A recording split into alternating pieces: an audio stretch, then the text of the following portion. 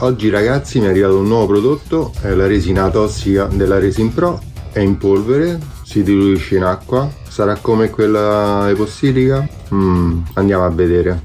Allora, prendiamo uno stampo piccolino, ci servirà un po' di carta, acqua, guanti, anche se per questa resina non sono indicati ma li metto comunque perché appiccica.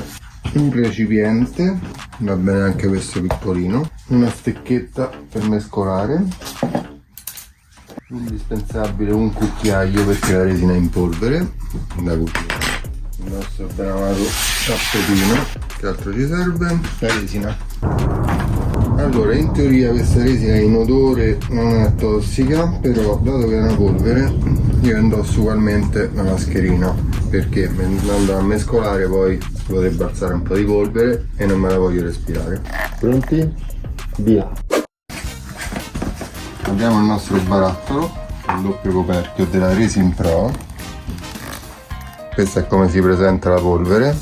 Ora qui le proporzioni ci dice ogni 100 grammi di polvere dobbiamo aggiungere 27 grammi d'acqua. Quindi prendiamo la bilancia, facciamo la mescola base, quella che ci dice nelle istruzioni. In teoria andrebbe aggiunta prima l'acqua, quindi facciamo 27 grammi d'acqua e con il cucchiaio andiamo ad aggiungere 100 grammi di resina. Resettiamo la bilancia, andrebbe mescolata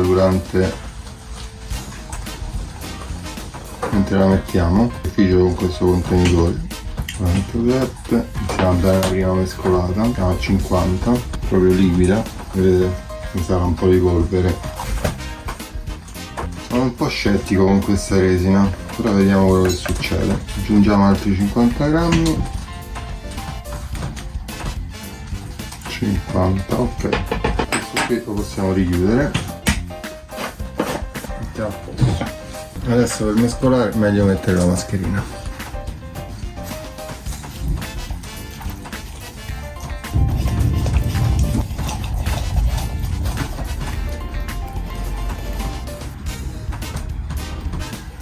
A me più che resina sembra stucco, vedete questa consistenza tipo stucco, non giudichiamo a priori. C'ha questo colore un po' grigiastro e non so quanto ci piace.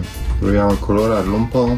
Questa resina servono i colori acrilici, quindi prendiamo un colore, questo a caso, e mettiamo un po' di colore.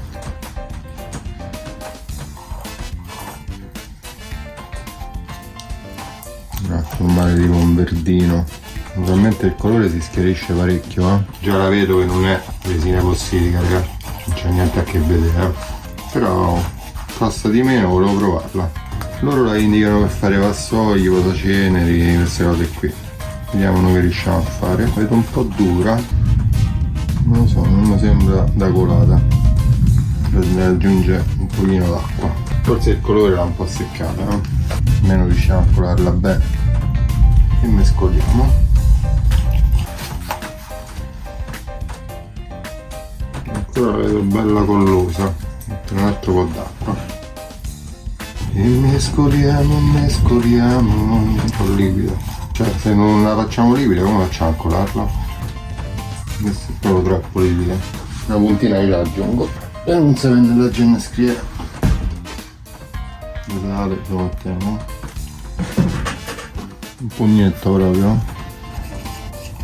Ho visto che su internet ci sono pochi tutorial su questa resina, c'è qualcuno in spagnolo ma non molti, quindi ho detto perché non facciamo un bel tutorial così proviamo il prodotto. Non sono sponsorizzato come al solito, quindi Resin Pro, se vuoi sponsorizzare i miei video contattami.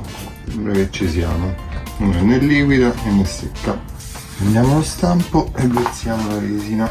Il colore è carino, turchese, però sembra più gesso che resina, non lo so. E la vedo poco autorivellante, però muovendolo si sistema. Ne è rimasta molta nel barattolo, accompagniamola un po'. A 100 grammi pari abbiamo fatto lo stampo. Muoviamo un po' per livellarla.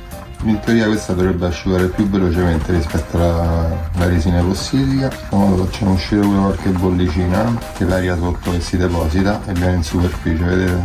Stanno emergendo un po' le bollicine.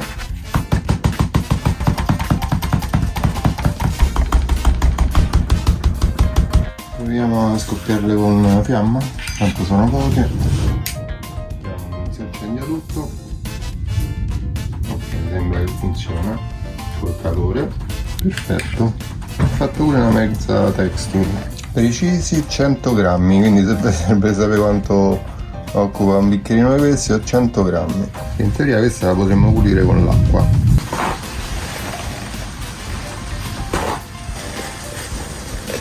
Dobbiamo riuscire a togliere il grosso per poi lavarlo sott'acqua, perché è vero che è tossica, è vero tutto quello che deve fare con l'acqua, però secondo me poi scarichi ce l'è fatta. Va abbastanza bene, adesso lo sciacquo con l'acqua. Non male, questa cosa è, diciamo, un vantaggio. Non ci resta che aspettare che si secchi e domani vediamo quello che è uscito fuori. Sto cercando la luce. Bene ragazzi, siamo tornati, sono passati 4 ore e sinceramente sono stupito perché la resina sembra già pronta. Andiamo a vedere. Questo è il nostro stampo. Se lo andiamo a toccare sembra già asciutto, anche sotto, non lascia impronta, anche con l'unghia. Quindi io direi di tirarlo fuori e vedere come è venuto. Allora, al tatto non è liscio, è un po' poroso, però non sembra che si sgretoli, lascia un po' di colore, Comunque tiriamolo fuori. Si sta cercando. Vabbè, tiriamo fuori lo stampo. Si stacca molto bene. Vediamo se viene su.